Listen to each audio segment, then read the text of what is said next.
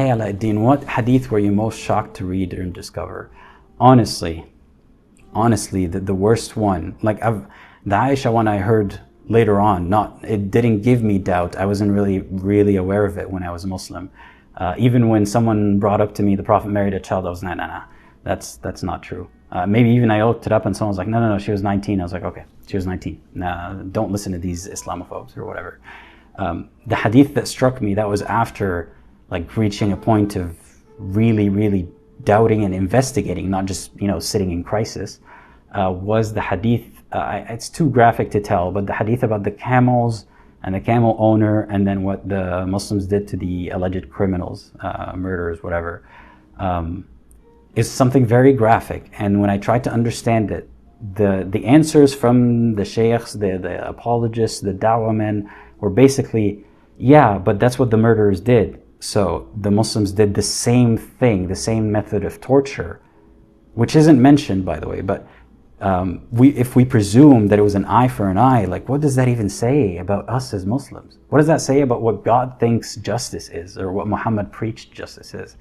If it's an eye for an eye to the point of torture? So that hadith struck me hard. I was really trying to understand. I was at a certain point, I just believed that, okay, Islam, there's a lot of things that don't make sense, that don't add up, but it seems like it's at least a very kind of put together, peaceful, kind of doing its own thing religion. That's everything that we were taught, that Islam is fairness for Muslims and non-Muslims. Islam only promotes good things, and I believe that, and I learned about a lot of good things. They didn't mention the wars as much, they didn't mention that kind of thing, and I just understood it from a very hopeful Muslim's frame of reference. So what gave me the first doubts or issues is big picture questions about predestination, about the fairness of hell, and are there any good non-believers? Are all the non-believers stubborn or giving God the finger, or do they not deserve a chance at heaven? Or do they get assessed by their merit? If they're a good person, they go to heaven. The answers really disturbed me. So it was from a point of empathy, really. Even though I was a Muslim and I wasn't worried about myself going to hell. Well, as a Muslim, you're supposed to worry, because anyone might, even Muslims. So I was worried the regular amount, I suppose. But what really disturbed me more was, what about the people who have no shot? I've got a good shot, given that I was memorizing Quran, I was really truly into this. But what about the people who don't even have a shot?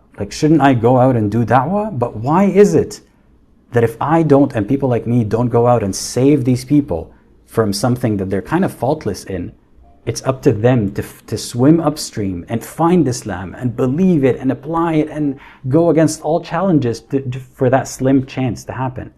Why is it that if I don't take action, someone might die? It made me feel responsible. It was very guilt-tripping. If you don't invite people to Islam, if you don't become a good example, especially when you travel abroad, for people to see, oh, that's what a good Muslim is like, I want to consider Islam. If you don't do that, you might feel guilty that there's so many people who don't realize how good Islam is, how it's actually going to save them from hell.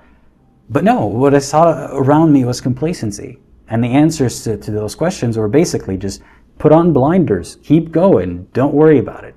Which sounds like a lot. It sounds like when a bunch of people are enslaved and one of them is like, guys, something's wrong, and they're like, just keep going. Focus on yourself, don't get beaten, don't get burned. That's literally most of the answers. Even in the discussion that I had with a Muslim TikToker here, Adil, I asked him something like that, and his answer was something along the lines of, Yes, in Islam, selfishly, you gotta just worry about you. Leave Allah to handle the rest. Just worry about you not to go to hell. And that is extremely selfish to me. I just didn't sit right with me. And then that's really part of what started it. All the horrifying things that I found out were later.